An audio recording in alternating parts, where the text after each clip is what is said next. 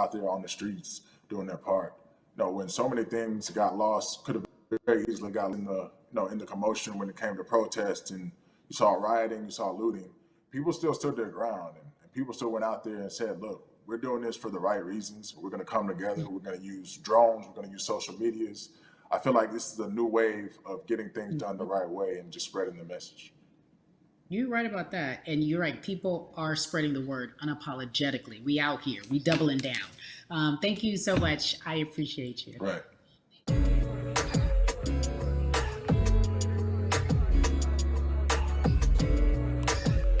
Yeah, la la. Hey everybody, I am so excited to welcome a friend, a brother, family member, if you will, former colleague, NBA great, sports analyst, philanthropist. He does it all, and he's here to give us his time and his platform to talk about something that is so important, that is voting. Everybody, welcome Jalen Rose to We the People. Talk to me about how important it is for the people who know you and love you and look up to you. Why is it so important that you use your platform to talk about voting? Initially, we have to get past the stigma of the mental systemic racism that comes with the presidential race, governors, mayors, senators, judges.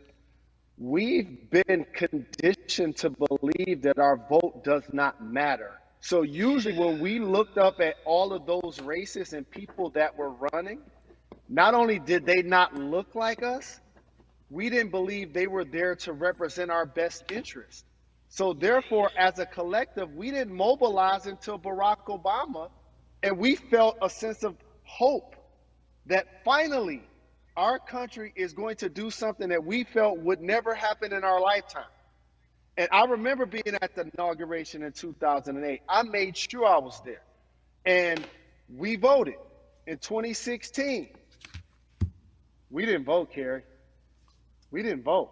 And so many people try to make this political. This is not political. Me telling somebody to vote is like telling somebody to pay taxes. So that's one, getting over the stigma of nobody is going to represent our best interest. And then number two, the reality is that the person that gets the most votes doesn't necessarily win the presidency. That's uncomfortable right there, because that's actually what took place in 2016. The Electoral College chose the president. And if you put all of their pictures up, I'm pretty sure they look a lot more like each other than they look like you and I. How about that? And then the third thing, especially in urban environments, oh man, they create barriers for us, Carrie. It's like you got to jump over the fence, you got to run past the dog, you got to jump on the hood of the car. The lines is 5 hours long. You get up to the poll and they don't work. Elderly people working in the city, while they got the young people who understand technology working in the suburbs. Like, these are all systematic things that try to discourage us from voting. And then finally, we don't have a day off to vote. We need to work. So we don't get a day off. It's going to be a full day, and I got to work to pay my bills. So you know what I'm going to do? I'm going to mail in vote. And you know what you want people to realize? That counts too.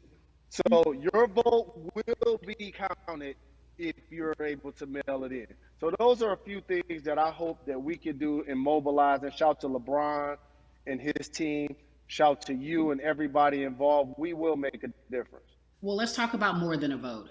There is a Black collective of athletes, of artists coming together and saying voter suppression is a real deal, especially in the Black community. When you just talked about, I got to work, so I can't go vote. And then when we do get in the booth, just in case we don't have to work, do we know who we're voting for? Not only do we have to vote, we got to be educated. And it's not always even about the man who's in office or the woman who's in office for president. It's about your local elections. It's about the people who are your DAs, your state DAs, like the people who actually make change in your community, who will change police brutality, who will make sure that your community is taken care of, who will defund police and hope that they can help you in stopping police brutality. So talk to me about why you decided to be a part of More Than a Vote and what it actually means.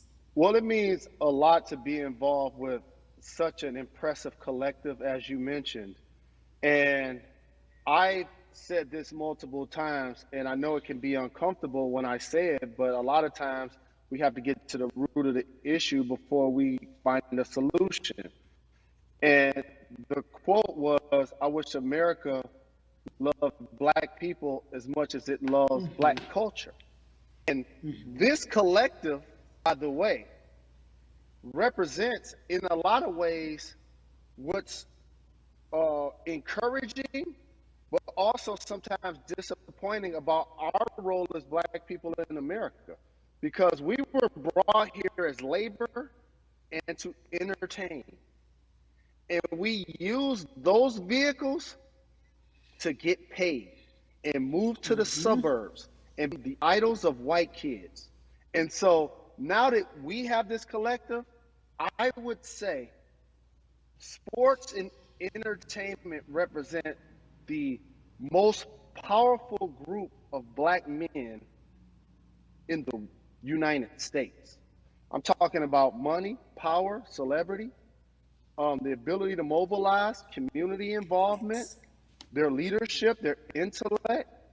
And so to have all of us pull it in the same direction at the same time for anything that we're passionate about is going to be a difference maker, but it's definitely going to be a difference maker in the 2020 vote, because we're going to make sure we inform everybody that they can let their voice be heard, and failure is not an option. Jalen, what does voter suppression look like to you? A perfect example took place recently, Carrie, in Kentucky. It was 6 p.m. at night, and so many people were standing in line enthusiastic to vote. And you know what they did? Locked the doors. And you know what the people did? They continued to bang on the doors, continued to bang on the windows.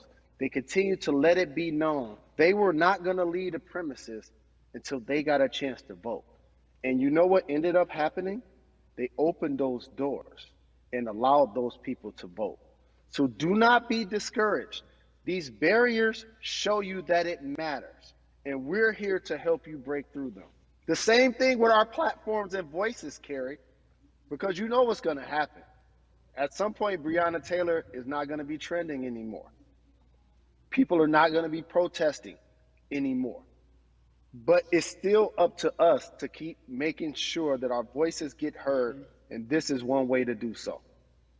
Right, and that is a form of being activated, being an activist. It doesn't have to be protesting. It doesn't have to look like what you think traditionally activism looks like. It's voting. It's that simple. We now have to understand, like, this is a critical mass moment for this movement to continue to hold up as much steam for as long as possible. And that's what this collection is going to hopefully allow for that situation to happen. Jalen, in today's age of technology, it should be easier to vote. No doubt. It's like we call these devices smartphones, but yet I can't vote from it. All of the things that we do in our lives are in our phones. All of these barriers are things that people will need to overcome in order to create a level of enthusiasm to vote. And again, this is not political. It's your right to do so. And there's so many times where you feel like somebody may have gotten done unjustly in your community. Pay attention to who the judges are, who's running for Senate, mayor, governor. Pay attention who's running for president. And let's make sure in 2020 we make a difference.